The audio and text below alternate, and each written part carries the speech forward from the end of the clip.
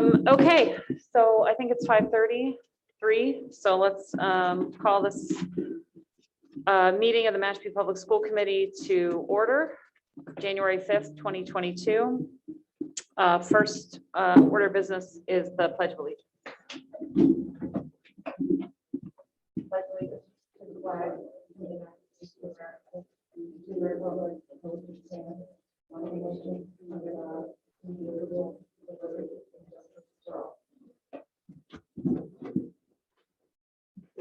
Right, thank you. I also want to begin by recognizing, by saying that the Mashpee Public Schools recognize and honor the many generations of Wampanoag people who have lived and been sustained in this territory for more than 10,000 years.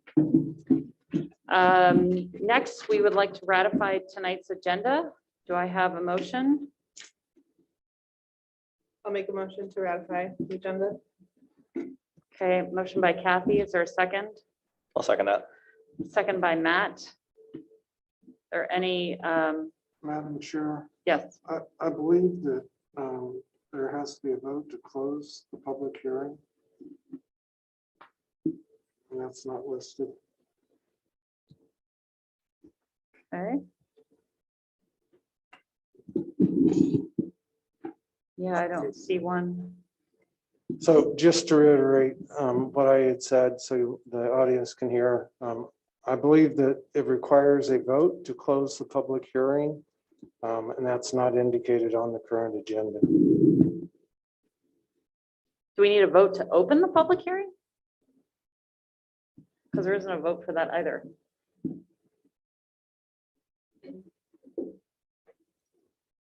Technically, yes. Although, I thought that the whole meeting was the public hearing, so, no, okay. So are you proposing that we add a vote at 5:40 to open the public hearing and then a vote afterwards to close it? there would need to be at least one vote taken to open it, and then it'd be up to the committee to determine whether to close it or to continue it. Okay. All right, so we'll add that at the 5:40 time mark. Any other comments or suggestions?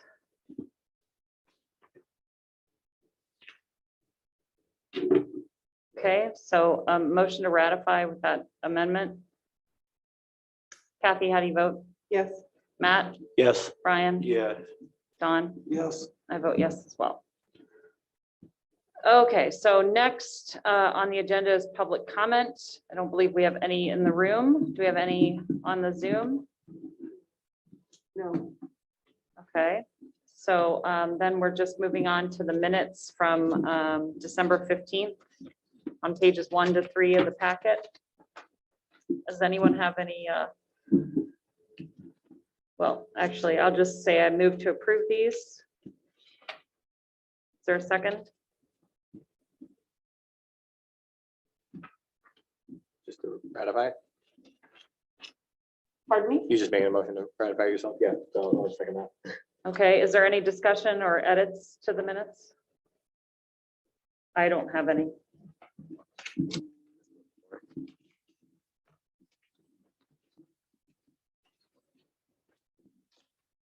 Okay, Kathy, how do you vote? Yes. Matt, Yes. Brian, Abstain. Don? yes, And I vote yes as well. Okay, at this point, I will take a motion to open the public hearing on the superintendent's recommended FY23 budget. Madam Chair, I believe you need to wait till 5:40, which is the published time for the Oh, geez. public hearing. Thanks, Don. Um, Do you want to switch seats? no, Okay. don't want you to get in trouble. Okay, so I guess, so in that case, do we just move to the next item and just come back? Yeah. Yeah, okay. All right, so 2 minutes, Patty, just so you know, it's only 2 minutes. okay. It's only 2 minutes. Yeah. Okay. Patty, what would you like to do? I would prefer to wait since it's sort of loaded. Okay, just wait for 2 minutes. My preference. And I don't know if Mackenzie and John want to swing so they can see the screen. I don't know, because You have a copy of it in front of you, John? Oh, I can't really hear. Yeah. Do you have a copy of it in front of you? Because if you want to move your chair, you'll be able to see it on the screen. Oh, okay. Yeah.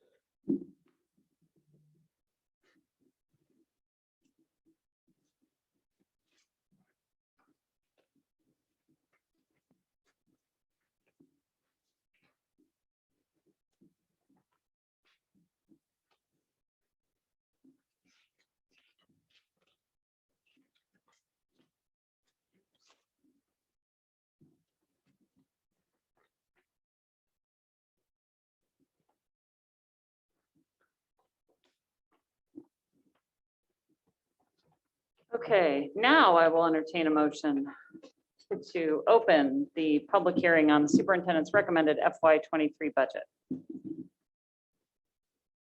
I'll make that motion. Thank you, Kathy. Do I have a second? Second. Thank you, Brian. Any discussion? All right, Kathy, how do you vote? Yes. Matt, Yes. Brian, Yes. and Dawn? Yes. I vote yes as well. And I'll turn it over to you, Superintendent DeBoer. Okay, so what you have in your packet is our budget narrative. It's my recommended budget at this point in time, the FY23 budget. So the narrative that's in the packet was used to create the slides that we're going to sort of guide us through tonight. But as a reminder, you will be voting on the Mashpee Public Schools FY23 budget on January 19th. And so there is still time, as we have journeyed together since September, to make any edits as a committee that you wish to moving forward. So first slide. Just to highlight some of what we think is why we are an outstanding school district.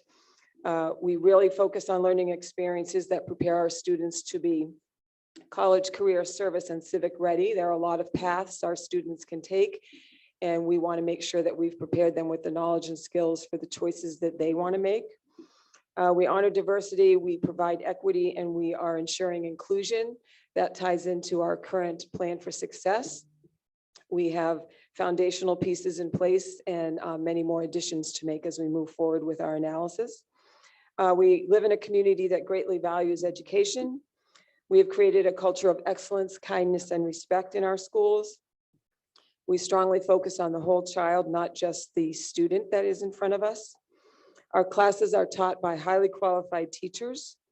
We use a framework called MTSS, which is a multi-tiered system of supports, and that's designed to give every student what they need in varying degrees or intensity.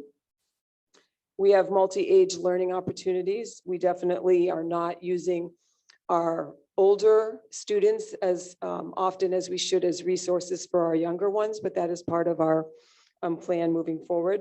We have strong and productive community partnerships.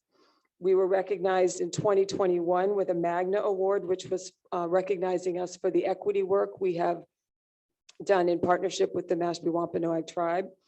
And we also pride ourselves, unlike other districts, we do not charge our students fees for riding buses or for athletics or for many other of the small items that often can be difficult for families to handle.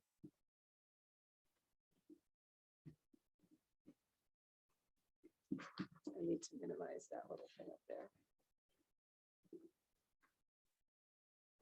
Actually, Ashley, can you minimize on that one so that it doesn't cover?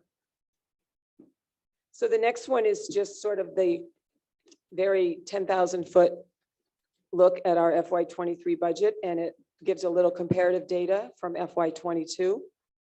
Thank you. So the recommended budget for FY23 is $24,657,459. That represents a 3.01% increase over FY22. But we are also going to offset that total budget from our school choice program funds, and that is an offset of $654,198. So that the town of Mashpee appropriated budget would be $24,003,261. That represents a 3.02% increase from the prior year. But there is one other piece to take into account is we have 201,000 in technology capital requests that will go before the Capital Improvement Program Committee. And it's currently sitting in our operating budget, but would be pulled out if that funding is approved through capital. And so we do reflect that with an anticipation that that will be approved. Our FY23 total budget is $23,802,261, which is 2.16% increase over FY22. Part of what we do when we develop our budget is making sure that it is supporting our newly developed plan for success. That is our 4-year strategic plan that is shown. The next slide.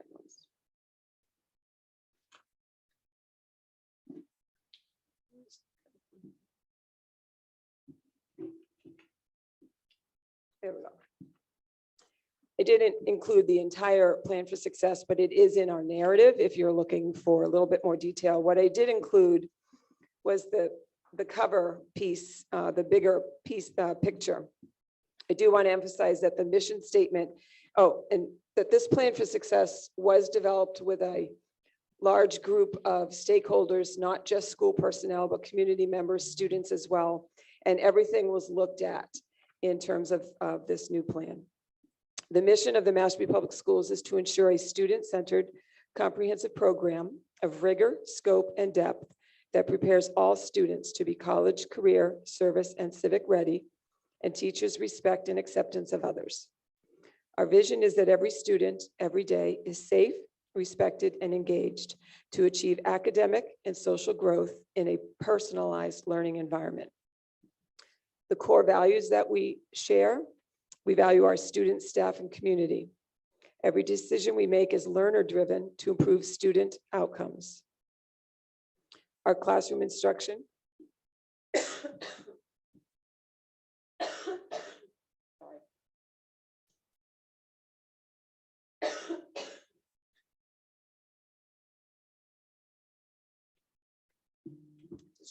you know, I am negative for the virus. But I do have a cold. I'll do my best. Okay. Our classroom instruction and interventions are informed through observations and data-informed problem solving. Our district academic and behavioral protocols are implemented with fidelity. Our professional learning and collaboration improve educator practice by focusing on student learning and on teaching practices that are implemented with fidelity. We establish and sustain partnerships to ensure that all students are college, career, service, and civic ready. With our plan for success, our theory of action states, if we fully implement the 4 strategic objectives listed below, then every student every day is safe, respected, and engaged to achieve academic and social growth in a personalized learning environment. So our plan has 4 pillars of success. One is our portrait of a graduate, which you can see to the right of this. You can also click on the QR codes, which give you descriptors for each of our 5 competencies. These are the knowledge and skills that we are working on a K-12 focus to make sure our students have acquired. It's not just any one particular grade level's responsibility, it is cumulative. Our second pillar for success is diversity, equity, and inclusion. The third is teaching and learning, and the last one is Mashpee, a connected community. There are initiatives under each of these, but I'm just going to review. Each of them has 1 strategic objective. For the first portrait of a graduate pillar, it's to fully implement the portrait of a graduate. This was also developed with a large stakeholder group over a significant number of months to reach these agreed upon competencies that we want for our students. So what we're doing now is making sure that at every grade level, our teachers have identified how our students are able to demonstrate and what it looks like in first grade, what it looks like in fifth grade, what it looks like in 10th grade on up. For diversity, equity, and inclusion, the strategic objective is to we will honor diversity, provide equity, and ensure inclusion throughout the Mashpee Public Schools. And like I said before, there are a lot of layers to this work, and we have a lot of growth to achieve in this area. But we have started down this path, and this is a 4-year plan, and so we have action steps in place for year 1. In the pillar teaching and learning, it is to fully align teaching and learning pre-K to 12 with our multi-tiered system of supports framework. This framework was put in place several years back, but as the pandemic interfered, as well as many new staff members, we felt that it was very important that this remains in the forefront of our work because it is our framework.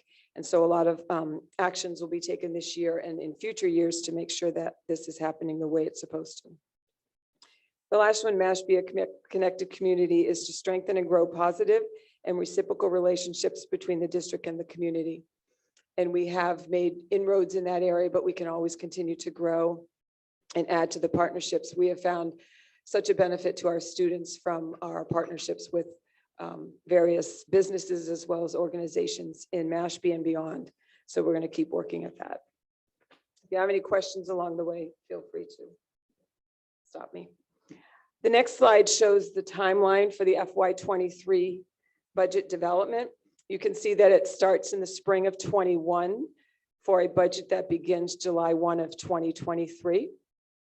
So we do our very best to project as we move through this process, but there are and always remain unknowns, particularly in a school district's budget.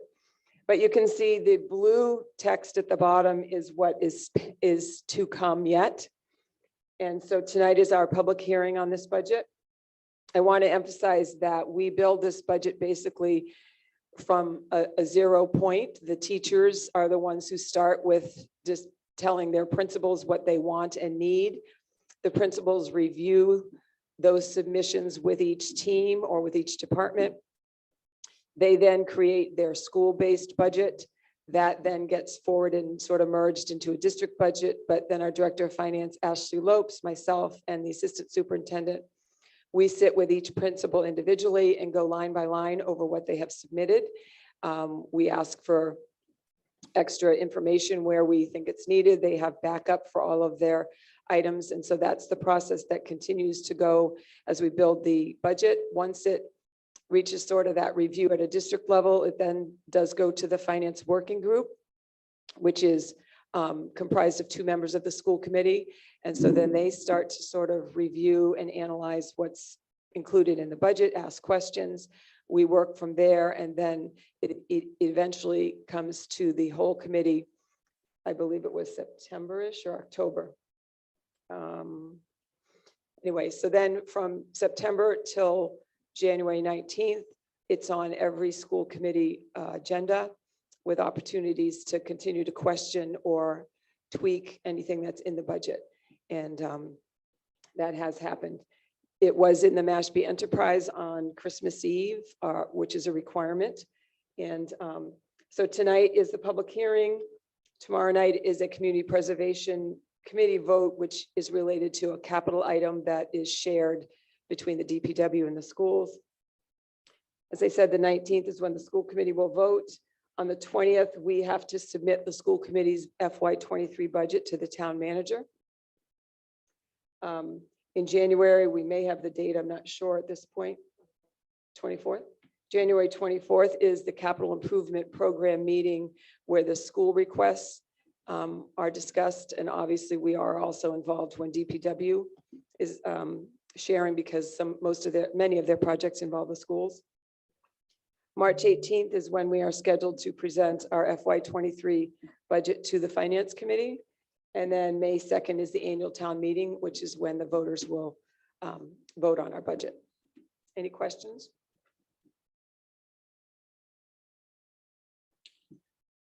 Okay, one of the things we want to make sure everyone is aware of is that when we go into, or when we start the process of building our budget for any fiscal year, there are guidelines put in place that the school committee has generally determined in advance that they want us to make sure we abide by. So obviously, we're always trying to strive to be fiscally responsible with any allocation of money from the voters of Mashpee. But our budget for FY23 ensures that all legal and contractual mandates will be met. It includes sufficient operating and capital funds to address, in this case, the second year of our plan for success implementation, to provide the current level of educational services to all Mashpee students, to move the district forward in meeting the increasing demands for technology in all educational settings, to update our curriculum where necessary, and it addresses the increasing social emotional needs of our students. And that sometimes is staffing, and it can be programming as well.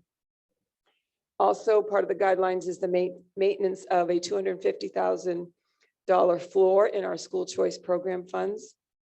And then the last guideline or assumption is that ongoing practices and protocols to maintain facilities that are healthy and safe for our staff and students are funded through the DPW operating budget for FY23 and beyond. For example, the MERV 13 filters, hand sanitizer, sanitizing wipes, and disinfectant, because as we all know, our facilities fall under the Department of Public Works and the town of Mashpee, and therefore the maintenance of all of our buildings is not within the school's operating budget or the control of the school. Any questions? The next slide shows our revenue sources for FY23. It does provide a comparative for FY22.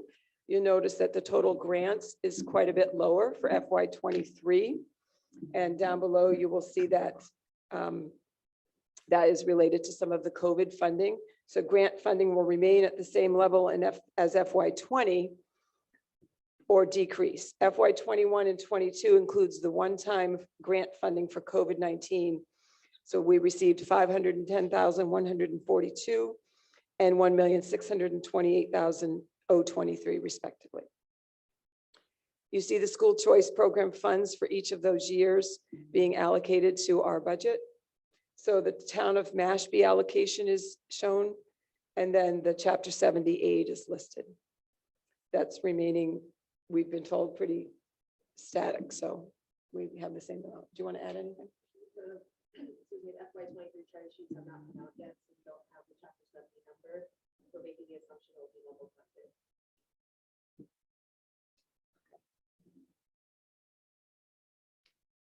The next slide shows our personnel budget. Obviously the bulk of our Mashpee Public Schools budget, generally around the 19%, 20% range, is personnel. And it's broken down here. You can see FY22 and FY23, the dollar change as well as the percent change. We've highlighted anything that was a swing of more than 5% in either direction. So for Mashpee High School, it's a 5.06% increase.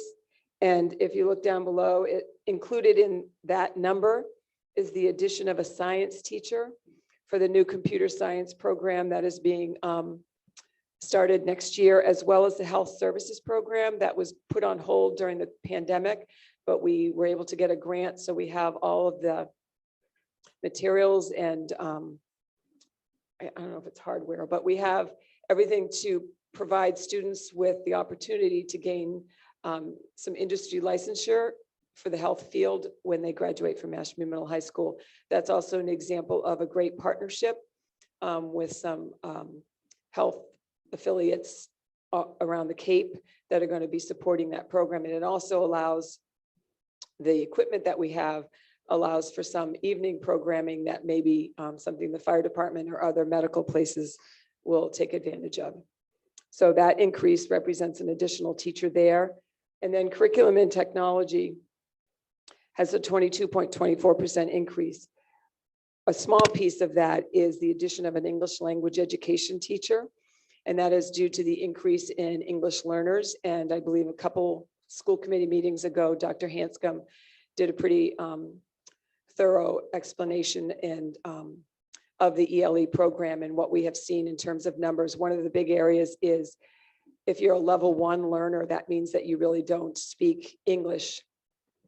And so you have a long way to go. But when we have level 1 students come in at the high school, that's particularly challenging. Prior to this year, we generally would not have a level 1, but we have several right now. So I think that's a trend you're going to see continuing, where there are more students who have challenges with English. Any other questions on that page? I believe also in curriculum and technology, which maybe Ashley, you can confirm, includes the technology. It does include the 201,000 in technology that hopefully is going to be funded through CIP. Yes. Oh yeah, that's on the operations side.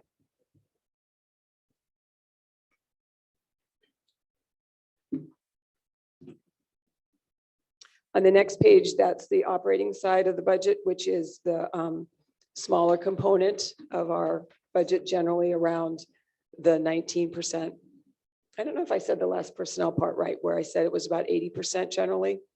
80 to 81% of our budget is personnel, and the rest is this operational piece.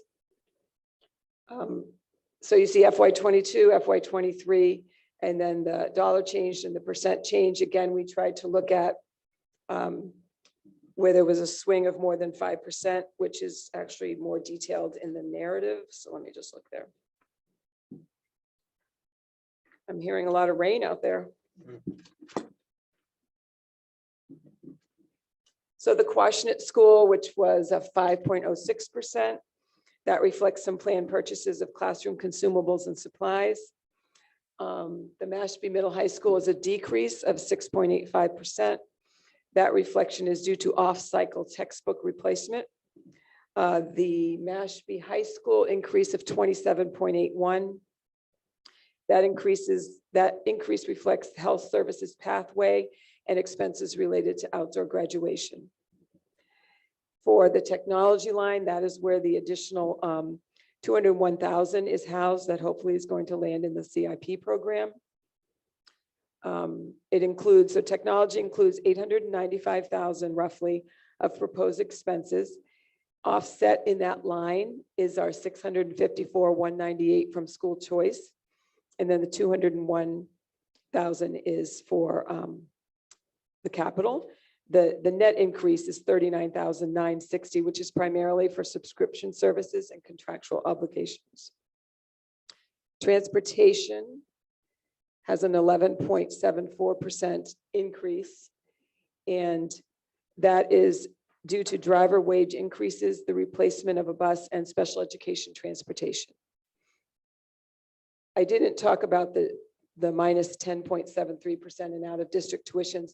That is very, it's somewhat difficult to predict, in the sense that most of the out-of-district locations do have some sort of an increase. And then also the student population, we can predict when students age out. We cannot predict when students move into the district, and sometimes have an out-of-district requirement on their IEP. And under the other, that 11.61% increase is in contractual obligations for internet service.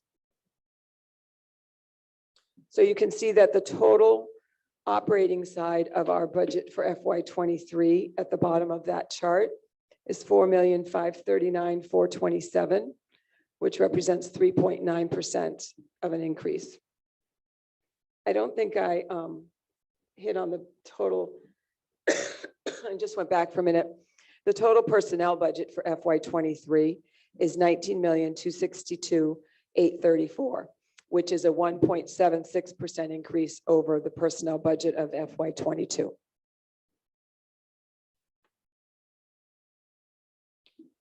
The next slide is our historical budget.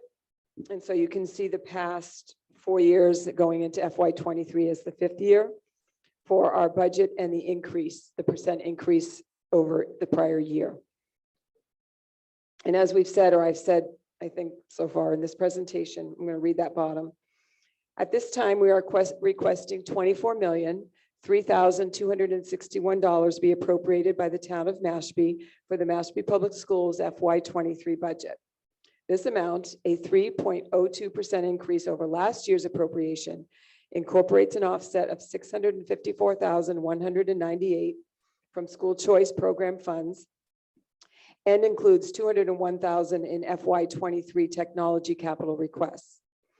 If the town of Mashpee approves the technology capital requests, $201,000 will be removed from the operating budget, reducing the FY2023 requested appropriation to $23,802,261, which is a 2.16% increase over last year's appropriation.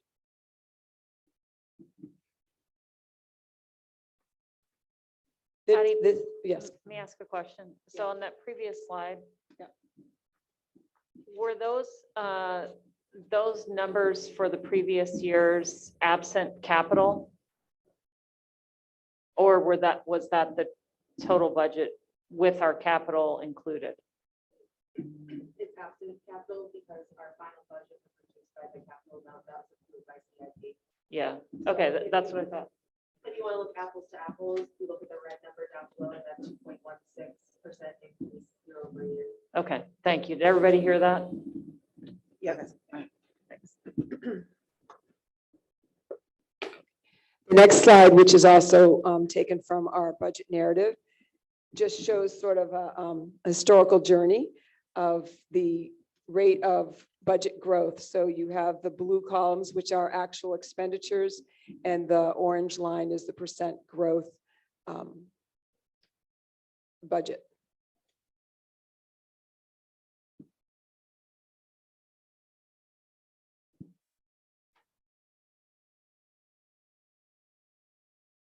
The next slide is our district enrollment, and for FY23, we're projecting 1,485 students. That's pretty sort of a static number from what we have for FY22 of 1,480. We continue to see movement of families who have a hard time finding a place to live in Mashpee. And we really do hope that as a community, we're able to problem solve around that, because, you know, the wealth of a community to me is measured by the families and children that are part of it. And we hope that our families are able to stay in Mashpee. So the school choice program does give some options there. Often when we see decreases in enrollment, there is an automatic thought of a budget savings, and sometimes there is. This year we did reduce kindergarten by one teacher, but often other times it's a spread out sort of decline, and it doesn't quite equate into a reduction in staff. It takes a couple of years to hit that point. So, but for FY23, we are projecting a stable student population.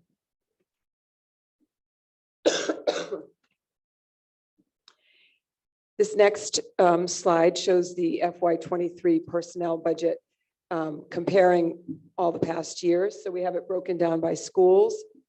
You will notice FY22, there's 136, those are full-time equivalent teachers. That was as of October 1 of 21. We are projecting for FY23, 138 positions. And as you recall, I spoke about adding a science teacher at the middle high school and the ELE teacher at the sort of district-wide, but primarily high school.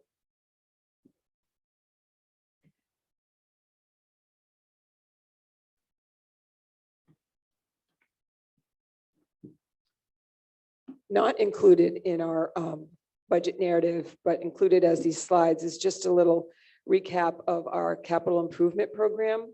So our school requests for FY23, we have the 5 bulleted items there. So we have $45,000 for Chromebook leases, $25,000 for interactive board systems, $25,400 for iPad replacement, and $105,600 for Pilot X interactive, I'm going to say podiums. Those 4 items together total the $201,000 we've referenced a few times as the items that we're taking to CIP for funding. And then the 25,000 in food service kitchen equipment upgrades has been ongoing for a couple of years. And that's just to, bring some of our kitchens in, where they have equipment that is, in the case of the high school, that was opened in 96. So some of the items are original and need replacement. So that is in there. When we do present at the capital improvement committee, Sean Maroney, our technology director, he will be there as well to explain a little bit more detail about the technology requests. We also did provide backup when we submitted these requests.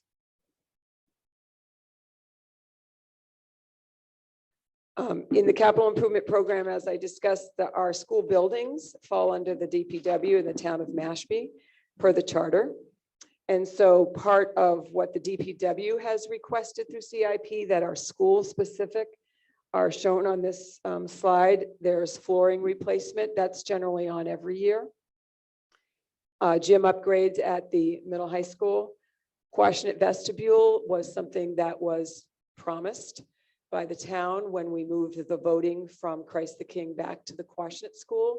It was designed to be a permanent structure that would allow entry and exit off of the gymnasium so that there would be no interference with a school day when there was voting.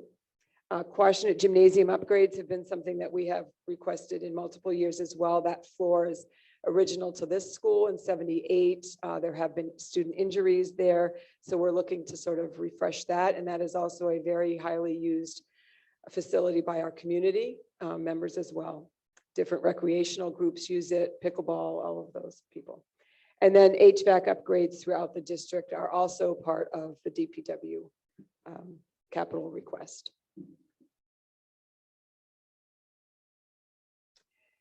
And then this item, which is also part of the DPW's capital, we have a proposed Mashpee Middle High School multipurpose stadium field and track renovation project.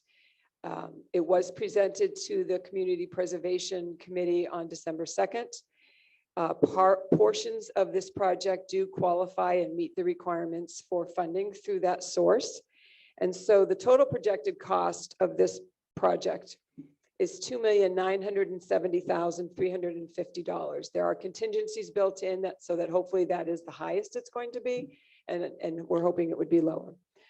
$1,709,400 has been requested for funding from the Community Preservation Committee.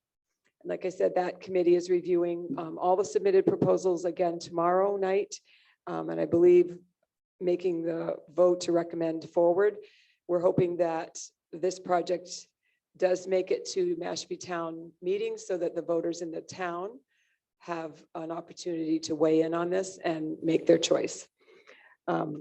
So the balance of the project, $1,260,950, is a request that is going through the capital improvement program.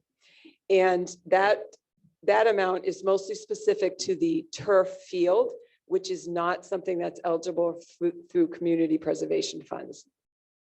So the upgrades included in this project is the new 6-lane track. The track is basically the original track. It did have a resurface sometime during its past 25 years, but the consultants that have come in said that that's not doable and it really is becoming unsafe. So that is also something significantly used by community members. So the project includes a total redo of that track, the synthetic turf stadium field, so we will no longer have the grass field there. The lighting that's currently in the stadium is being converted to LED stadium lights. And then it includes improved walkways, access, and fencing. So right now, when people who are visitors come to attend a game, they basically walk on the track to get over to where their bleacher area is, and that's not something that's going to help maintain the life of our track. So this project includes sort of much better access as well. It also includes a hydration station. There will be water piping that goes to the Fuller House to allow the boosters to potentially add sink or water usage there. And then also the hydration station for athletes and visitors to use as well. We are at the 90% phase of completion in terms of planning for this project. We've been working with Gale Associates. They're pretty expert at this work. They have several projects going. The idea or the hope is that the Community Preservation Committee will approve this request, their share, or that what we're requesting, that the CIP committee will also approve, and that it would go to town meeting and be part of the special town meeting. And that my understanding from town officials is that the $1,260,000 would not be an outside debt. They would be able to fund that through in an in-house way. And if this item is on the special town meeting and gets approved, basically on the day after graduation in June, we would be able to start the project. They anticipate, because we were going to put out proposals, the bid proposals in February, that it's basically would be shovel ready around June 5th and would be complete for the start of the fall season. So that is the goal we are hoping for. And that is it for my presentation for the FY23 budget. I will welcome any questions that you might have. Did I take my 30 minutes? I don't know. You did perfect. Thank you. So are there any questions from the committee?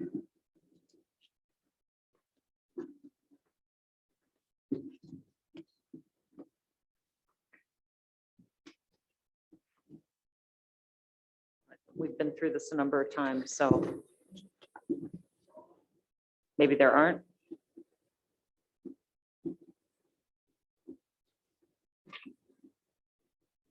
Madam Chair, I sent some questions to the finance director, and I'm waiting to hear back from her.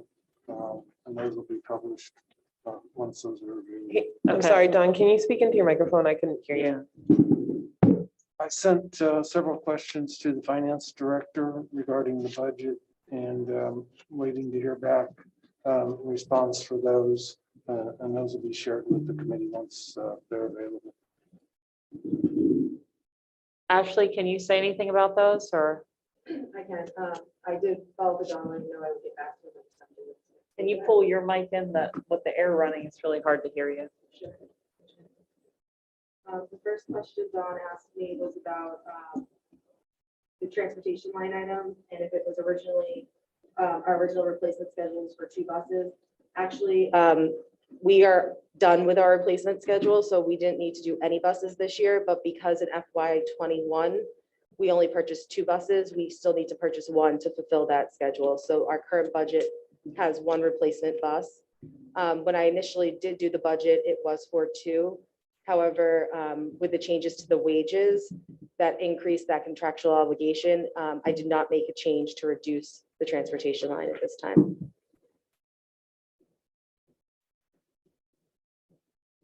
Okay. Were there other questions? Yes, I didn't know if Don had a follow-up. Okay. Well, so I have a follow-up on that. So what was the time period for the original replacement schedule? It was to end in FY22. Right, but how many, we have, I believe, what, 16 full-size buses, Yes, and we were replacing, what, 2 every year? 3 a year. 3 every year. So basically over, let's call it 5 years. Correct. Okay, and so do we have a new replacement schedule? We have, for oh, go ahead. Going forward? We have not started a new replacement schedule yet. That is due to the conversations that we were having with electric buses and also the solar that canopy that's going to be put in at MMHS. So I think that's a bigger conversation to start having for FY24 and beyond.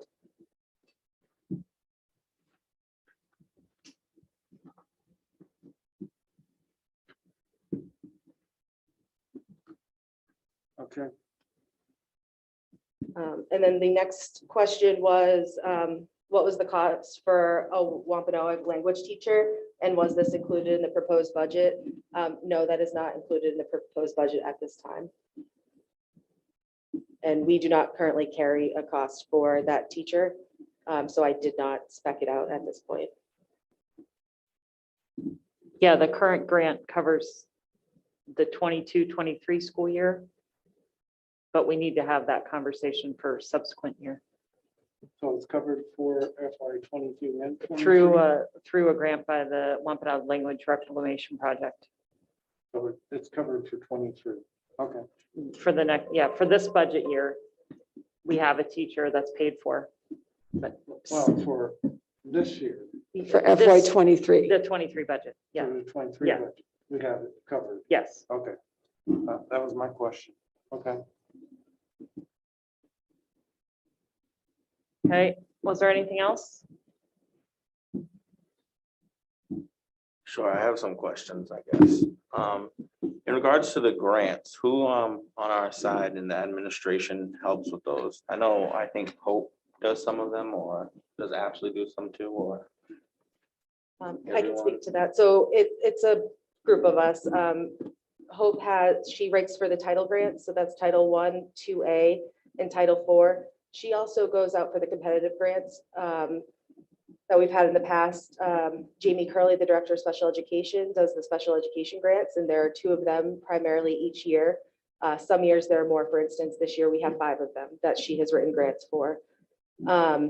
I typically manage the money process of them. I don't necessarily write for them. However, if there's a grant that comes in, let's say, for instance, Mike Looney has written a grant over the summer, and that needs to be processed into the system with the state, I do that processing. Okay, the only reason why I was asking is because it seems like in 2022, we got a significant amount in grants, and then that's not the case in 2023, and I just didn't know why. With a lot of this funding and packaging and things that are going out from the Biden administration, I think that there's a lot of funding out there for infrastructure and a lot of these things that are on our list. And I just think that we should, if we don't have somebody dedicated to that, I think that that's something that we should look at, because it will be a return on our investment, I think, down the long road. So we're not eligible for any grants right now. We've applied for all of the grants that are there for us. So for instance, in FY22, that large item, or that large grant number, the 2 million, includes the 1.5 million approximately that we received in ESSER 3 funding, which was the funding that came out when Biden came in the beginning of FY21. So that grant is actually open for 3 years. We haven't actually received our approval yet for the state to use those funds, and we're in the process of that. So when the administration does send out grants, like when they did the ESSER money for what they're calling ARPA, when ARPA passed, we got our allotment of 1.5. And then as a team, Patty, Hope, and I sat down and with, how we did the survey earlier this year about our priorities. And then we wrote that grant based on those priorities and submitted it to the state. So once that funding trickles down, it goes from the federal level, and then the state will decide how they want to have the local entities apply for it, and then we will apply for it once we get our allocation. Okay, yeah, that makes sense as to why Yeah, we received a lot. exactly. 2022. Okay. And the other thing was with personnel, the budget. I was a little concerned about the special education and us taking, it's not so much of a percentage, but I think when we're asking for more money with curriculum and technology and stuff, and the fact that we're asking for money that we think that would come back to us if it's approved, rather than give it back, I think that we should look at. I don't know about special education, but that's just something I think that we shouldn't really touch the budget, and we should be looking at ways to fund them, not take away funding when it comes to. So I can speak to that if it helps, Brian. It's not a reduction in services in special education, but we have had turnover over the last few years. So it is a reflection of the current pay. So we had people leaving at top step, and when we hire, we don't hire at that top step. So it's just a savings in personnel. It's not a cut in services. Okay, thank you.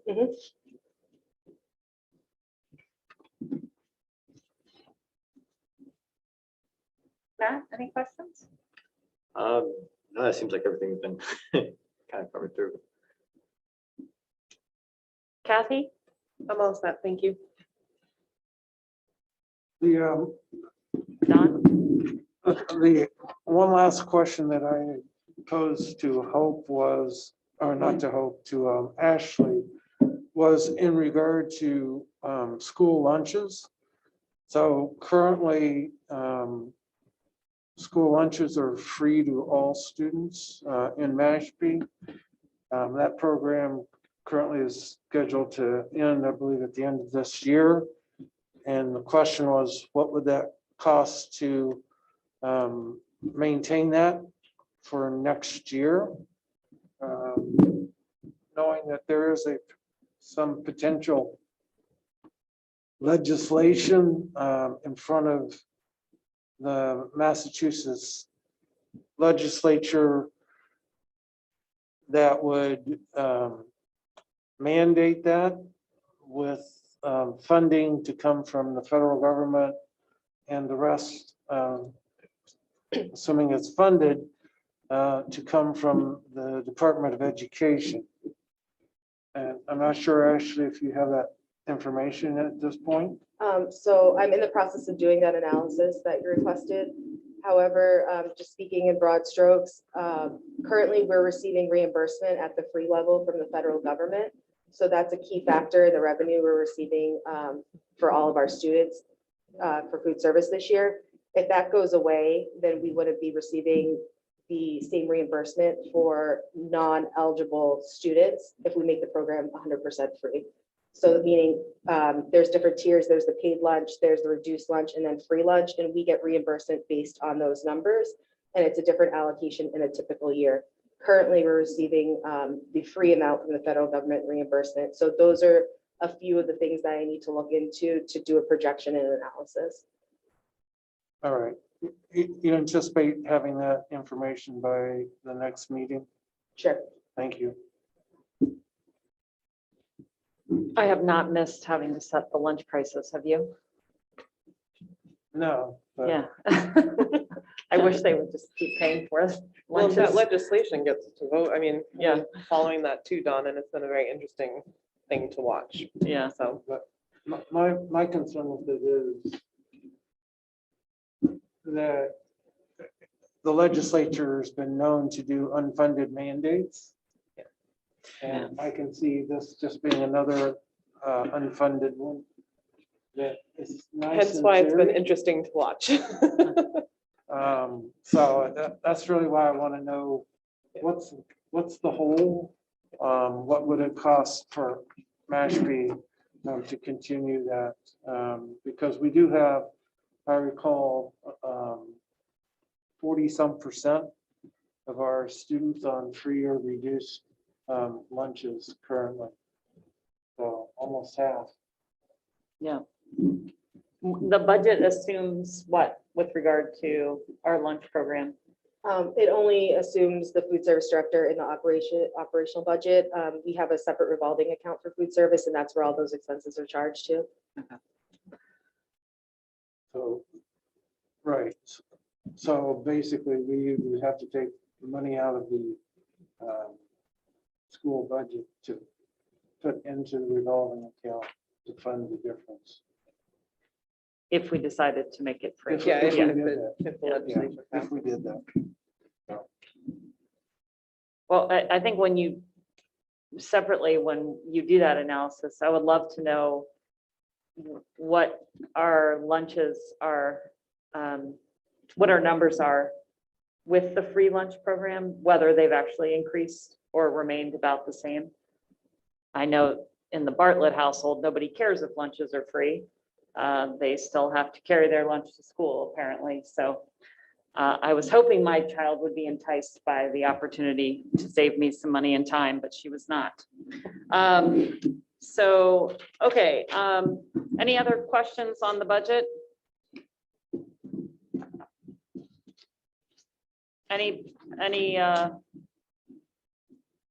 So I guess all there is to do now then is to close the public hearing. Yeah. Yeah. I'll make a motion that we close the public hearing on the FY23 budget. Okay, Don makes a motion. I'll second. Kathy seconds. Any final discussion? All right, Kathy, how do you vote? Yes. Matt, Yes. Brian, Yes. Don, Yes. I vote yes as well. Thanks, Patty. That was a great presentation. I really appreciated having the slides too. So next item on the agenda is a look at the superintendent's mid-cycle update on her current school year goals. Yes, so in your packet, you have, our plan for success, which is all of our district goals, from teachers to administrators to district leaders to school committee members, are tied to our plan for success. And in the packet on page 19 and 20, the highlighted in yellow are the areas that we are focusing on this year, because remember, it's a 4-year plan. And then what I have is specific to my goals, which actually it's a little hard to see up there. I have a district improvement goal, student learning goal, and a professional practice goal. And then in December, I added 2 additional. They're not probably worded exactly as smart as they should be, but they are on here as well. So I'll just go over the first district improvement goal. Is during school year 21-22, in collaboration with district and school leaders, I will monitor, evaluate, and support year 1 of the implementation of the Mashpee Public Schools Plan for Success. I will oversee the strategic initiatives listed below, and then I've referenced what they're connected to, and also to the superintendent evaluation rubric. Those are the standards there. So identify grade level expectations for each portrait of a graduate competency. In the left, on the right is an update on where we're at so far. So I talked about how this is a continuum from K to 12, actually pre-K to 12.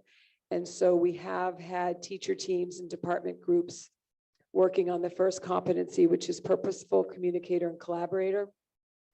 And there is a linked spreadsheet there to a couple of examples of that work. They are going to be working on that again next Monday. The December half day, you know, we have to acknowledge that, well, I will acknowledge that we are, still struggling with this pandemic. And as our students are not sort of their best selves, our teachers are still struggling on many levels, not only in their teacher version of themselves, but personally with colleagues. There's just a lot going on. And so I know in December, we did have Dr. Khalees Warnham on our half day. And the balance of that day, rather than have them continuing to work on their portrait of a graduate, was used for activities of their choice. So we have sort of slowed the expected pace of the completion of this work.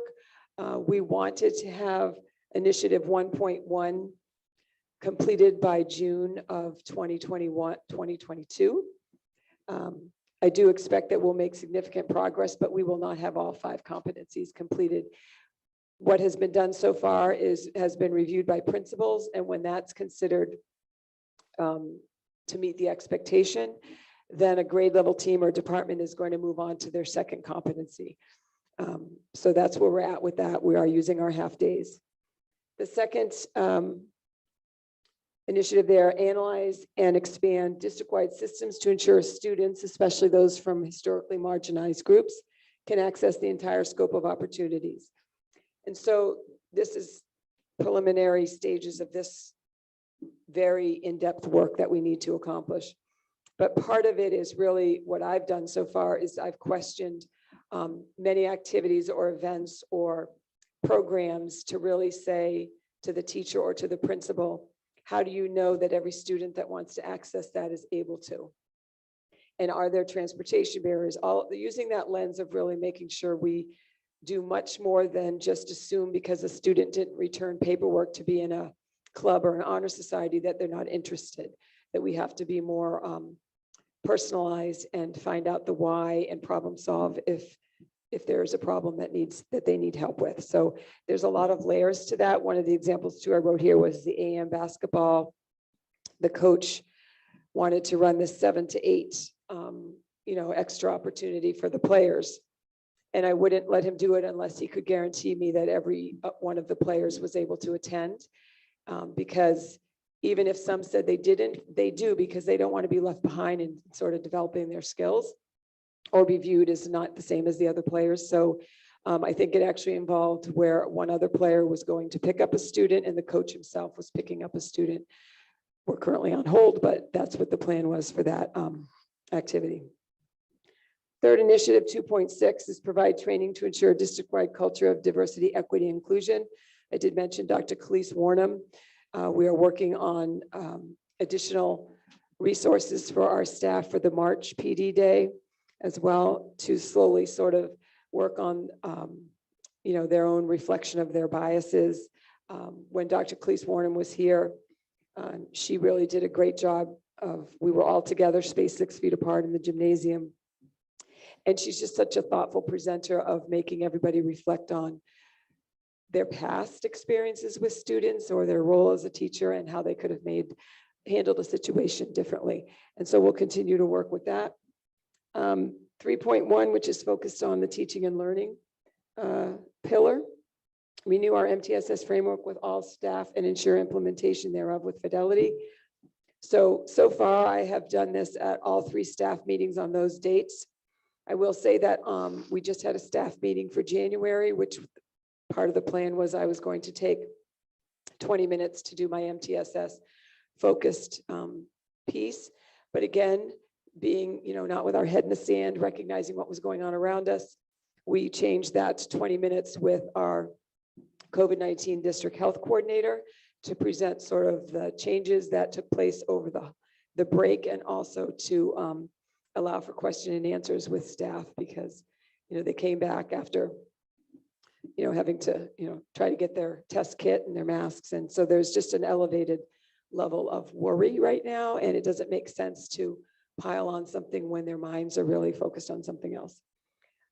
Provide relevant staff professional development. This is again related to MTSS. There's not been anything on that.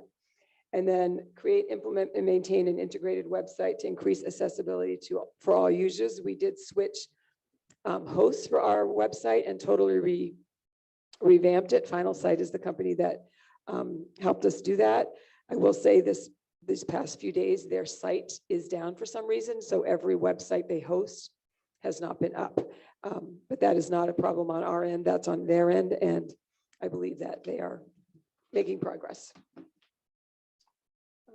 Any questions on that sort of district piece? The next one is my student learning goal.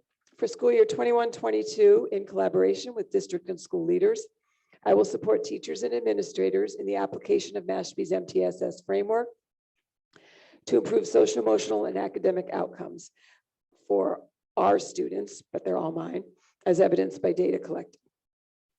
So there are 3 things there that I'm doing. Providing professional development on MTSS to all of our employees. Again, those are the 2 staff meetings so far. There are a slide presentation that can be shared with you. I will, in collaboration with building administrators, ensure that the MTSS problem-solving protocol is being used with fidelity to monitor student progress. So at every one of our buildings, we have what we call Pulse teams, which is proactive update of learners and the school environment. That group of individuals, it's a mixture, is looking at specific challenges that a student is facing or a group of students is facing.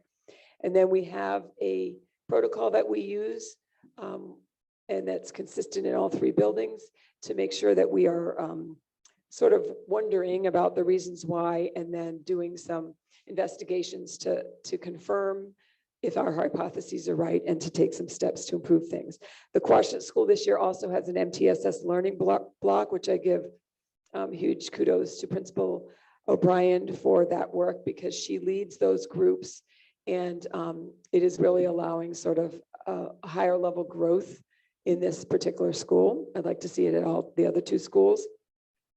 And then I'm also involved with monitoring grade level and departmental PLCs, where this work is also discussed, and the department heads and the curriculum leaders at the elementary level are doing sort of the same work of making sure teachers have the knowledge and skills that they need to successfully follow the framework. And then planning, I will plan and advocate for funding to ensure that the MTSS framework is fully implemented so that students can achieve learning, social, emotional, and behavioral goals. And so that's all built into the menu layers of the FY23 budget that starts with at the teacher level on up, and it's programming and personnel.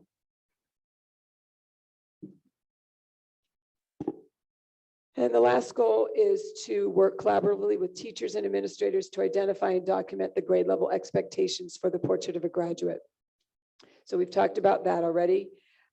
That is primarily the work of our half days, although I will say that the Mashpee Middle High School is working with the Anti-Defamation League. So there's been a few interruptions there as those teachers receive the training that they need for that program.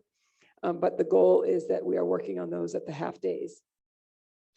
And let's see, the time to do that work. And then again, collaborating with the building leaders to make sure that the grade level expectations are really representative of what they are doing at these grade levels to ensure that the students are going to achieve or gain those skills and knowledge. It's kind of looking at, by the end of the year, what does it look like when for a second grader to be a collaborative problem solver? I see it when I go into classrooms. So it's just making sure that in every classroom opportunities are given and teachers are having the chance to observe and assess that a student is where they should be at the end of second grade. And that there's also that cohesive approach among a grade level. So it shouldn't matter which classroom that you're in. You should, come out of second grade, come out of 10th grade with a similar experience. And then the two that were added in December is facilitate, engage in a successful search and hiring process for the next Mashpee Middle High School principal that incorporates stakeholder voices, including students, staff, families, and the community.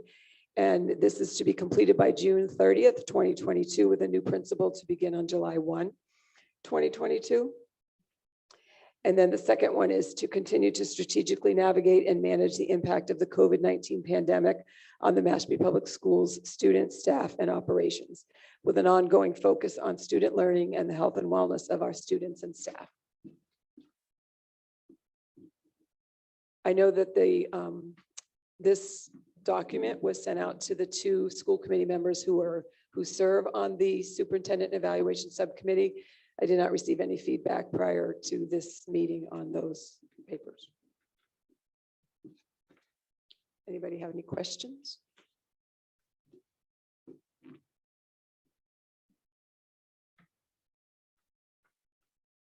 Patty, I was just going to say that, as we were going through kind of your goals, I think what was, going through this document. Yes. And relating that to your goals, I think as I'm listening to it, I'm like, where's the bit about getting us through COVID? Because Right. it's certainly a big part of what we're doing, especially this week. So I was kind of glad to see that addition. And I'm pleased that you found a way to include that in your, evaluation criteria. So thank you.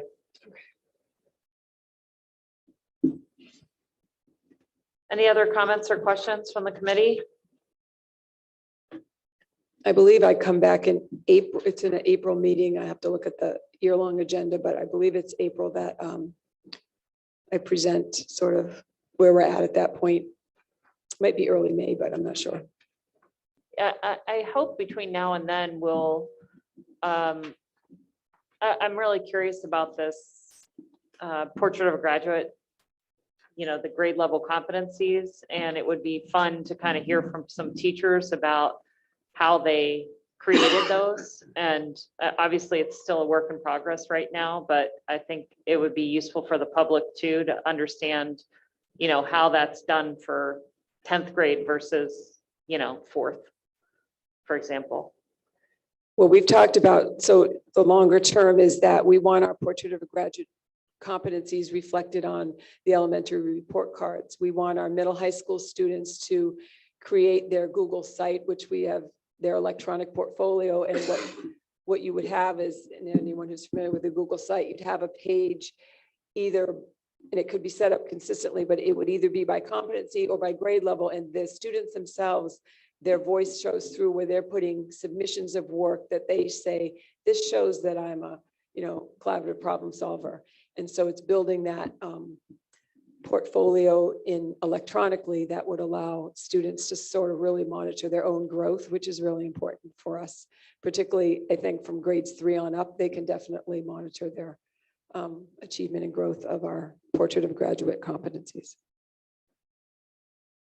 Looking forward to seeing how that works. Any other questions, comments? Okay, thank you, Patty. Okay. The next item on the agenda is the update on the MMHS multi-use artificial turf stadium project. Superintendent hit on, frankly, the latest information in her presentation. But the one item that we have for tonight is adopting this letter of support that you guys all have in front of you and you had the opportunity to review. Madam Chairman, Yes. I believe you skipped over item 7. Yeah. Oh, gosh darn it, Dawn. I'm so screwed up tonight. Okay, you're right. I apologize. So the school committee has adopted 4 goals. Well, 1 goal with 4 action steps. And so we have during the school year 21-22, the school committee will monitor, evaluate, and support the implementation of the Mashpee Public Schools Plan for Success, of which we spent a lot of time this evening discussing. And so with those action steps, we have on page 24 of your packet are sort of a data collection sheet, sort of identifying ways that we can help track our progress on this. And then page 25 of the packet is the self-evaluation worksheet that you all have access to.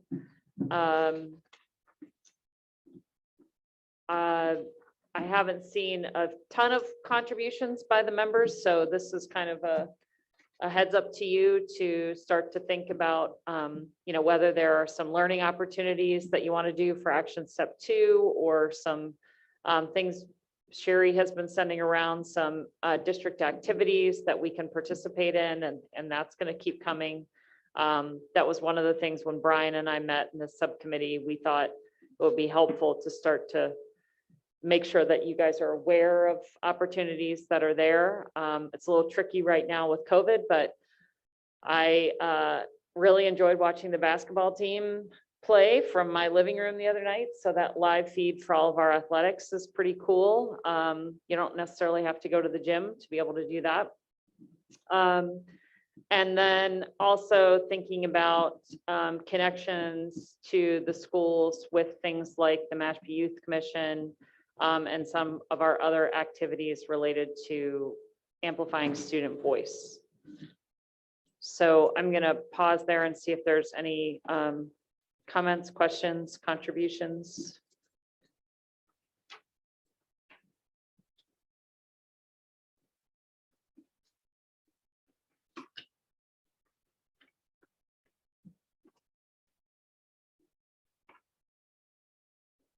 Okay. We good to move on? All right. So next, letter of support for the stadium project. You have in front of you a final draft.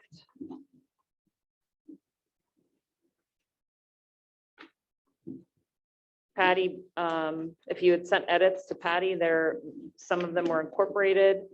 Dawn, you had asked specifically about this 3rd paragraph. And that was put in specifically to address some of the questions that came during the CPC presentation, particularly about the shock pad, and then subsequent conversations after the Martha's Vineyard discussions about the so-called forever chemicals, the PFAS. So we wanted to make sure that, and also the infill components, which are not going to be chrome rubber. So there was some question about student safety and making sure that student health and safety were included, which is, I think, under our purview. And so that's why I included that in there. The other suggestions that you made were incorporated.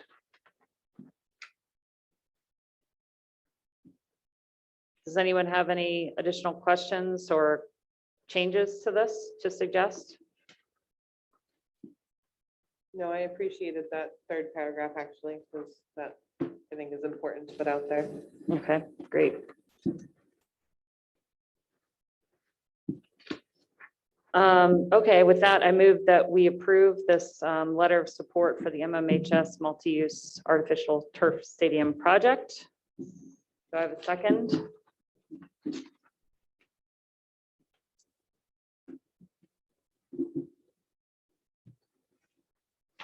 I'll second. Second from Kathy. Is there any discussion?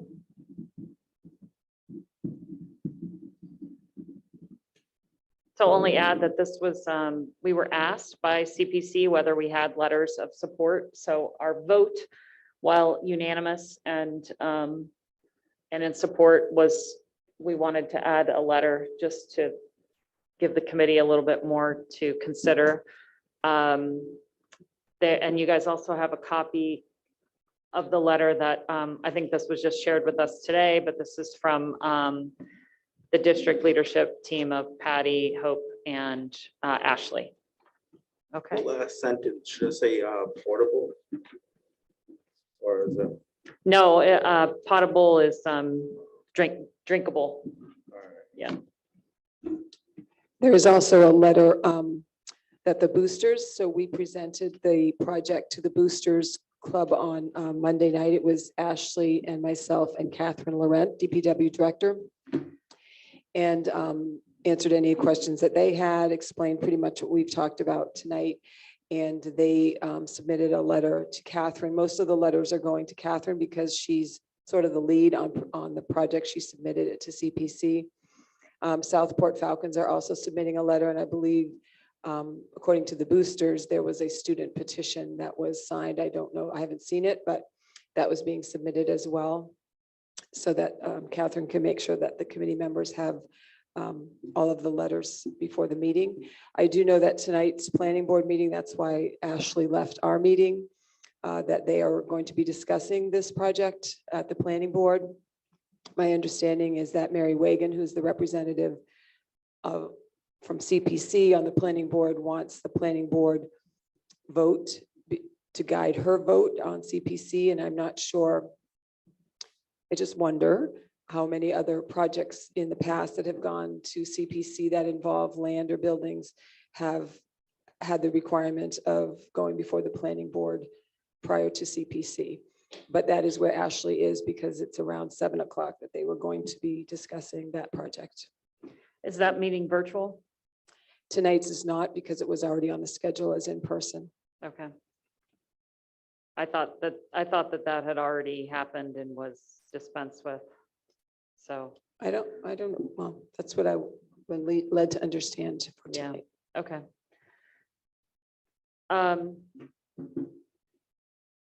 Thanks for that update. So I think if there's no more discussion, we can take a vote. Kathy, Yes. Matt, Yes. Brian, Yes.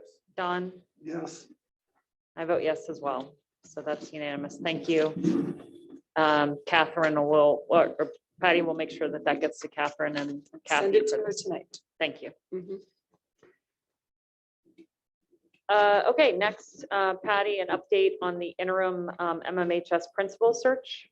Okay, so based on the school committee decision on the 21st of December, we did post, we have an updated job description of the Mashpee Middle High School principal.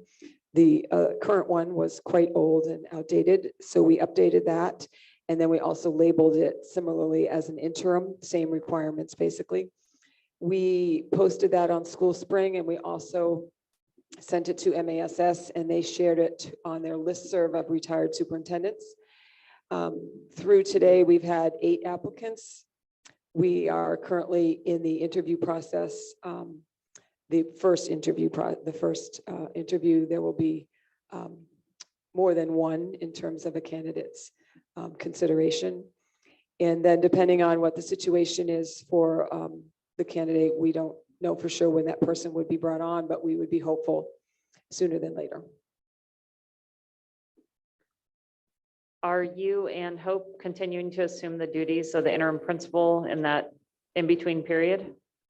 Yeah, so from December 1st, probably through at least February 1st. I don't know when, it could be March 1st. It depends. The situation with some candidates is they're in a current position. And so there would be a need to respect whatever exit plan was needed from that situation. Great, thank you. Any questions from the committee?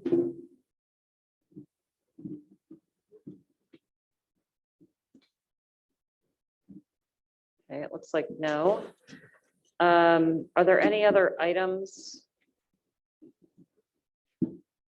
I would appreciate an update from the superintendent regarding COVID-19. Particularly, I saw the email that went out regarding athletics at the middle high school. If you could share some color to the committee, I would appreciate it. Okay, so I definitely think I heard that you want to know about COVID. So I did put on your table the most up-to-date data dashboard, which was from 2 o'clock today. You can see that we're only on January, what is this, the 5th? And we've had 59 students test positive or show up as positives. That's huge. We've also had 5 staff members. I will say that over the weekend, when we distributed the test kit and the masks, by Sunday night, we had distributed 156 individuals. And none of those, they were supposed to report a positive. They're supposed to take the test within 24 hours of returning to school Monday and report a positive case to our district coordinator. So as of Sunday night, no one of the 156 had tested positive. Now, they weren't required to test. I will say this is all optional, but most did, I believe. And so then we did open the superintendent's office at 6:30. 2 workers came in to allow all who could not come on the weekend to pick up the materials prior to the start of their workday. Granted, on Mondays, we start work an hour early because of staff meetings, but 6:30 allowed any middle high school person to come and get theirs. And I know that another 50 to 60 picked up on that day.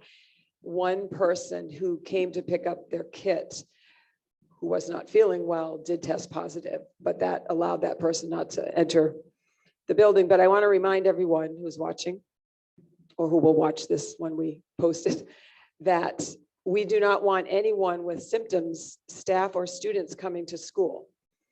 And yes, like you can hear, I have a cold. I have taken 2 different tests. Not everything is COVID, but we want to just make sure, at least at this point, given that there's this surge.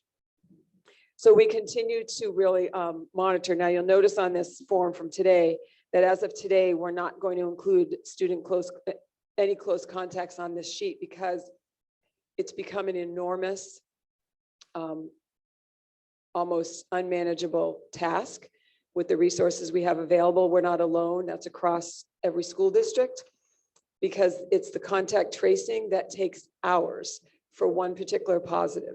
And it's not that we can't locate the names, but there's a lot of phone calls. It's just so hard. And if I were waiting for each case to have it be fully contact traced, this would not be up to date in a timely manner.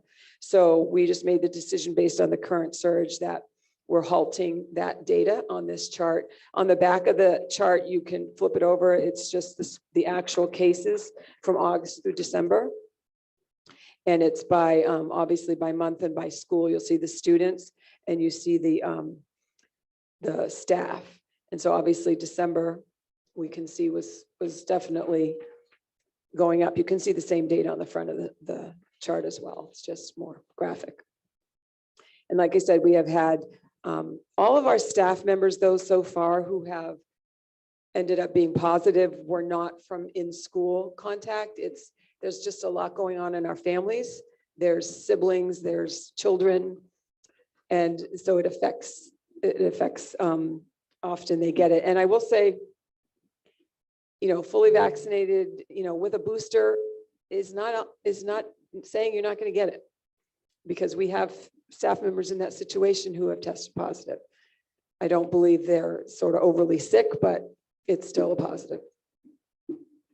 By the January 19th meeting, the December data down below for the health office will be added, because that's our regular meeting for January. Stacy was very conscious of that not being there, and I said I would explain to Mr. Myers that it's coming on the 19th. Quick question, how are we looking on substitutes? Well, Ashley actually just interviewed 3 new substitutes today that came on board. Coming on board doesn't necessarily mean they come to work, but they are interested. Yep. We do have quite a few students that are college kids, college age, that have sort of helped fill some gaps at the high school. It's not ideal. We definitely do not have the coverage that we like, but we are able to manage staff absences generally. So we have, I think today we had 31 absences, but we have several who are out long-term on other reasons. We have a couple of maternities, things like that. So it's not, it didn't strike me as being, alarming, because every day I look at that every morning, and it's always in the 20s to 30s, Mondays and Fridays are particularly high, but we definitely want to make sure we support our staff members and their families. And currently there's the federal 40 hours. I think it goes through April of 2022. So anything COVID related, whether you have to stay home because your child is sick, whether you had a reaction to your booster, all of those scenarios allow an employee to remain out without using their own sick leave up to 40 hours. Obviously, if it's an MPS reason that you're out because of a close contact or whatever, you never get charged your own sick leave for that. So we monitor that. And so most members so far have not had to use their own sick leave. Some are getting very close to exceeding the 40 hours. Thank you. So in regard to the pause that was implemented on athletics at Right. the middle high school, is Mashpee unique, or is that Well, no, something else taking place at within the South Shore League? yeah, so Monomoy is just coming off of a 1-week pause, so that makes it a little complicated for our co-op hockey team. So they haven't been playing this week. Now technically Monomoy could go back, but now we're on a pause. So that particular team, our kids have to honor what's happening in our world. It just was based on our district health coordinator seeing the number of players that were coming out positive, and a whole team is considered close contacts with sports. They're all considered 0 to 3. So it just becomes, it's really overwhelming. So we just kind of wanted to take a pause and hopefully get things a little bit more settled in terms of the rampant spread. We probably, when we bring it back, may limit attendance to just family members, not students. Not that students aren't doing, everything when they're not with us, with each other, but I think across the South Shore League today, I think it was today, the athletic directors sort of reached an agreement that they were going to move forward with that for a period of time where it would only be families allowed to go to the basketball games, which, like Nicole said, with the huddle camera, you can watch the games from your house under a blanket. So it's good. Well, that would certainly be disappointing, I think, if we had to limit student attendance at those events. I'll just put in a plug to say that our students are probably the most cognizant of COVID protocols, the most compliant, since they do them every day.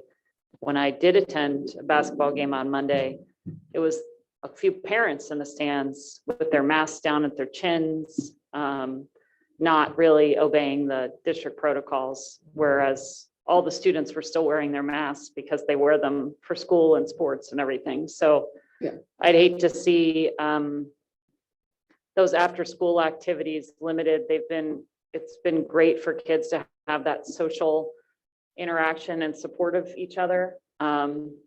So I totally understand why something like that might need to happen, but I would just offer that. The question I had about these close contacts is I'm worried that if you stop tallying them, Well, we're not stopping. We have a spreadsheet that currently has about 400 students being monitored in various levels. So Stacy has a handle on all of it. It's just not timing wise. It wouldn't be, we tend to add the close contacts as we report the positive cases. They're tied to a positive case. So you might have one that had 2 siblings that are close contacts. And so that's included under, positive cases 18. One of those kids had 2 close contacts. So they're tied to specific positive cases. I get that. So if we're still tracking them, we're still totaling them, why would we not put it in here? It eventually could be put in there. It could be a week later than when that positive should be shared for transparency with our public. Okay, so Yeah. it's not that it will never be put in there. It's just that it's sort of like a. Yeah, I a mean, task she that could we're- eventually, Gotcha. yes, we continued, there's multiple spreadsheets, but they'll continue to add those. It just allows me I said, I'm just going to keep posting daily, and then we'll update the close contacts as it fits. Gotcha. Well, yeah, we could do it definitely by the month. So the other thing I think that's related to the pause and this surge that we're in right now is, your letter that came out Monday, I read obviously as a parent. I thought I read it pretty closely. I even looked at the flow chart and satisfied myself to think that because my kids are vaccinated, they would fall into this certain category. And then, yesterday, the vaccine was approved, the boosters were approved for this younger age. And apparently effectively, if your kid was vaccinated, I'm saying this to our growing audience out there, if your kid was vaccinated prior to July 7th, they're essentially unvaccinated right now. Now they're treated as unvaccinated because of this new CDC guidance. And so part of the reason we have all these close contacts is because some vaccinated kids are now close contacts and have to quarantine or be out of school. So I think this is a huge thing. Obviously, it impacts me personally. So I think it's really huge. They just, not to interrupt, but we did have a commissioner call today, and a specific component was addressed, and I double checked with Dr. Hanscom. I'm like, did I hear that correctly? And they basically were saying, and I'll confirm with the minutes, but that for school purposes, if you have been they're not doing if you've been double vaccinated, you're considered vaccinated. They're not doing whether it's been 6 months, whether you're 15 days past a booster. So they're reframing that. And I haven't had a chance to talk to Stacy yet about that, because that would change a lot for us. Yeah. And I feel not that it necessarily makes sense to me, because so many of the scenarios are built for whatever narrative is needed, but we're going to go by what we're told as a guideline. So if in fact they have shifted to say, for our students, if you are double vaccinated, whether you're boosted or not, and whether it's 6 months or back, you're considered vaccinated. I don't know, but that's what was said today. Okay, because So- when I talked to Stacy at 2:00, that was not. No, because Yeah. the commissioner call was at 3, Okay. and so she might not. And I gave her the link to participate in that call, so I'm hoping she was able to. Okay, so then. So there might be a change coming. So is the advice then to parents whose kids were, I think the other thing that was confusing to me, it still confuses me, and I've asked a few questions during these meetings, is the pool testing program and the test and stay program are these 2 distinct things. Yes. And if your kid is a close contact and is basically in either of those groups, tell me if I've got this right. If they're in a pool testing program, they could be vaccinated and just part of the pool program. In test and stay, that's for unvaccinated students. And so if your kid is in either of those pools, either of those groups, I don't want to use the wrong terminology, and is identified as a close contact, theoretically, they can still be coming to school unless they test positive. Well, definitely for the test and stay. The pool testing is only done on Tuesdays. so it's a, one-day capture that, I wasn't positive yesterday on Tuesday. And so that's not exactly the same. And obviously, if you're, it's the pool testing is really to catch asymptomatic positives. It's people who are coming to school, they feel fine, but they're carriers. That's for that. The test and stay allows people who have students who have been identified as close contacts to continue to come to school if they're still symptom-free and they get tested every day to just confirm, and they stay in school. And then they come back the next day and they come back the next day. And I know there was something about vaccinated or unvaccinated on that. I'm not sure. Yeah, I think we could be clearer about, my goal as a parent is to keep my kid in school, to keep her healthy and to keep her in school. And I guess barring then the things that I can do to keep my family, wearing a mask and doing the things that all the protocols that we've become so used to, short of that, what are we advising families to do in order to keep their kids healthy and keep them in school? Well, we definitely encourage involvement in both of those programs. The test and stay program, you have to sign up ahead of time because we get materials sent based on the number who are participating. So it's not like all of a sudden you're a close contact. Oh, I want my child to come to school. Let them do the test and stay. So there's a week lag there. And then as we have, like Monday's letter, I think increased pool testing by 30 to 40 participants, not for yesterday's pool testing, but for next Tuesday, because we have to get the materials. But as that grows, you also need the resource and human beings who are involved with that program. So there's some resources that come through some program. They're not consistent. So Stacy's very much involved, like on pool testing day. She's the one currently doing the test and stay. We could possibly connect with an EMT, so the fire department, to be involved with the test and stay. The trainer, the Mashpee Public Schools athletic trainer, he is involved with the test and stay, particularly for athletes. But again, you have to be signed up for that ahead of time.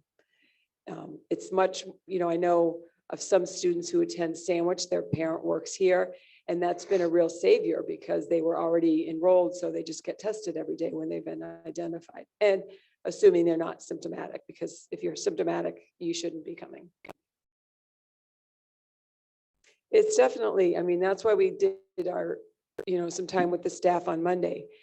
It's very complicated, and the energy level sometimes of all of us to read through a document and comprehend when, we're not, it's multiple times in some cases to just kind of make sure you have it. So I definitely defer to Stacy as our expert. She goes to all the Board of Health meetings and DPH meetings. We do have a Board of Health meeting set up it was going to be tomorrow, but I think there's a Board of Health meeting tomorrow night. So they would prefer to do it on Friday to just sort of get on the same page, talk about, I think the town is currently in the process of obtaining test kits, and they would be ordering enough for the school as well, because if they're not, I want to. But Stacy, in communication with Glenn, says that's in the works through whatever county, it's through something.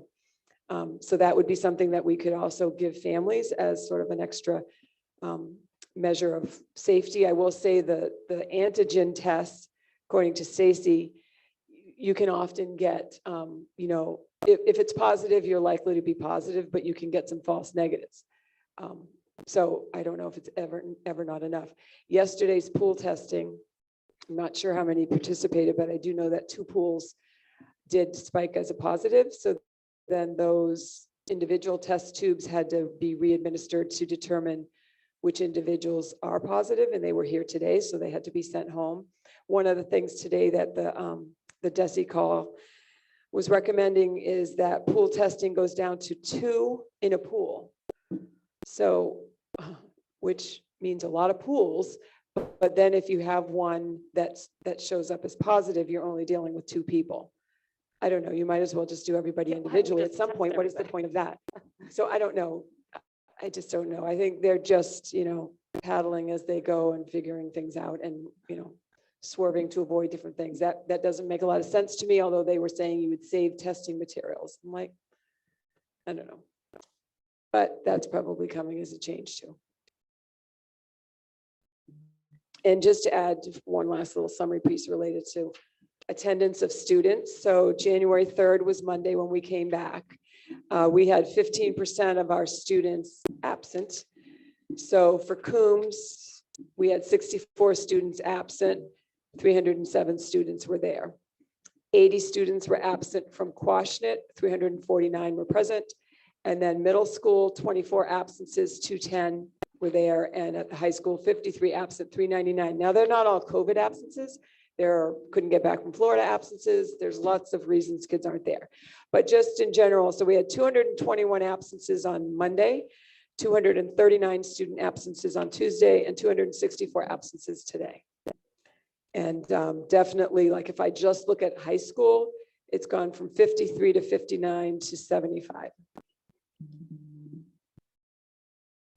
Did Jesse say anything about remote options coming back? No, they're not going to have that, as far as I know.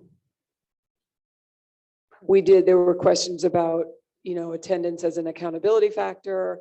There were questions about whether they're going to do we have to do, MCAS tests, which is tied federally. So they have a meeting tomorrow with something related to that. They really don't have any answers on that because attendance, should not be an accountability factor this year because we are encouraging students to stay home when they have symptoms. And it makes no sense to me. But most of this year does not make sense to me, sadly.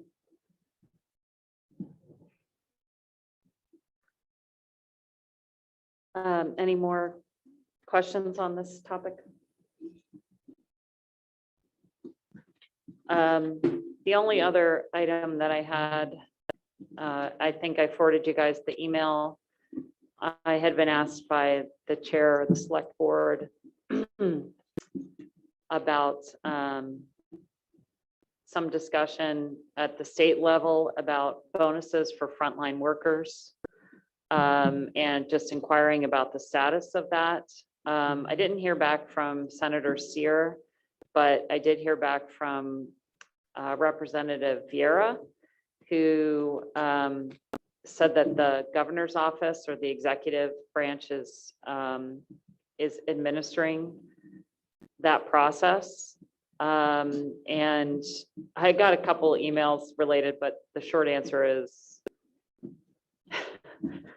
they believe they're on track and moving swiftly, whatever that means. So that's all I've heard. So if I continue, as I get more information, I will share that with them. I'll share that with you rather. Any other topics that anyone wanted to raise? So we do have another meeting this month to vote on the budget. And I think I'm not aware of any other items that we needed to bring up tonight. Is there any final public comment? All right. Do you want to come to the microphone, John? And just say your name for the. Yeah, good evening, everyone. My name is John Miller. I live on Shellback Way. I was particularly interested in some of the statistics from the superintendent about the COVID consequences and especially the total counts of absences the first 3 days post vacation. Offhand, and I know it's not apples to apples, but how do those numbers compare to a normal 3 days following Christmas? If you know. I can share that at the next meeting specifically, but we generally have attendance that's in the mid to higher 90s. And usually after Christmas break, it's not a time when there's an excessive absenteeism. There could have been this year because it was a shorter break. So there might have been family decisions made there. But being, at the 15% or whatever I said, generally, it is lower, but I don't know what it compares to. I'd almost have to go back. Last year being hybrid, I don't know that that's the greatest comparative year. So I'd have to go back, I think, January of 20 to see, get a data for you, but we could share that at the next meeting. Well, I asked partly in the context of, the last week especially, you can't pick up a newspaper or watch a network newscast without the lead story being the impact of COVID, and in particular, how it's affecting activity at the schools. I was trying to get some, I don't currently have a student or a grandchild enrolled in Mashpee schools. So it sounds like there was a letter that went to families earlier this week. But I think there's a lot of general interest throughout the town, whether families have a student in school at that time or not, just trying to understand the impact and the consequences, because they're being bombarded with it regionally and nationally because of the media coverage. And it was, I don't know if this would have been a venue, but the fact that the website has been inoperative for at least a couple of days. I went there, could find nothing about it. There's nothing in social media about the Mashpee schools and how it's coping with COVID. None of the statistics that you just mentioned tonight. I know we're only 3 days into it. So I guess my suggestion would be to, on top of everything else that you and your staff are dealing with, finding an effective way to communicate, at least at a high level, to the entire community of Mashpee, not just parents, what this nightmare that we're dealing with is impacting, how it's impacting the schools in the early stages of the second half of the school year. And maybe one way to do that would be to transition some of the communications that would normally go on the website to the town's website, where people do have access, or utilizing social media or something. But there's absolutely nothing out there that I could find in the last 3 days about how COVID is affecting the Mashpee schools. Yeah, so I mean, I'm sure we could do a better job in sort of reaching out to other residents of Mashpee. I think we do an excellent job reaching out to our families, not like when we, put a monthly article in the Enterprise. Not that many of our, who reads, not that many people subscribe to the Enterprise. That's one tool, though. We have our outreach coordinator who, and we're active. I don't know if you follow Instagram or if you follow, Twitter, but we do try to put communications out there as well. We always, post No, our. and that's very commendable, and don't relent on that. But this is timely, topical, current information and data. And I think all of the news coverage about how COVID is impacting public schools and private schools, teachers, faculty, staff members, students, and so forth, is generating a greater than usual interest. And then how is that affecting my town, even if I don't have a student in the schools? So all of those other periodic mechanisms to communicate is fine. But I'd like to know, and I think many others would, just because of the heightened interest that everybody has because of the intensity of the public awareness of this, would like to know what happened in Mashpee schools today, and what's the plan for tomorrow, not just 3 weeks later, kind of here's a roundup of what we've been doing over the last month or two. Yeah, I guess I'd have to. I don't mean to be critical, but I'm just No. trying to suggest that the public has more interest in what's going on and what the impact is than you might be aware. No, I appreciate your perspective. What we've tried to do throughout this journey through COVID, even among districts, it's often varying from the very start, and trying to make sure, what was going on in Falmouth would sort of ooze into what's going on in Mashpee. And we would try to make sure everybody realized that each of our districts is unique and different. I do want to communicate to the residents. I'm not going to communicate through the Mashpee message. That's not a tool that I would support, but we do need to figure out a way to get to people like you or others who don't. I mean, everyone can get my Friday communications, and many in the town do who are not parents. But how? Yeah. You give me your email and you're part of every Friday, you get a pretty in-depth Okay. communication.